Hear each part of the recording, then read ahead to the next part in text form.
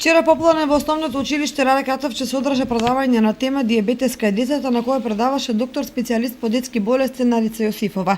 На предавањето таа ги запозна учениците со болеста дијабетес и како правилно да се хранат и кои се последиците за оваа болест да се јави уште од најмала возраст. Покрај гестацискиот дијабетес постои и дијабетес тип 2, за кој конкретно се зборуваше на предавањето. Овде сме да се запознаат дечињата со симптомите и знаците на ова заболување, со оглед на тоа дека постојат повеќе типови на заболување дијабетес мелитус, тоа е тип 1-2. Постојат и одредени ризик фактори, значи ќе го ставиме акцентот на ризик факторите за настанување на дијабетот, покрај генетските фактори, значи постојат и други ризик фактори,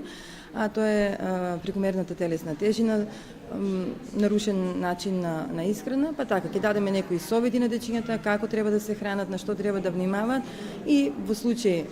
на појавување на одредени симптоми, значи навремено да се постави дијагнозата, бидејќи сепак ова представува една состојба, а не болест, каде што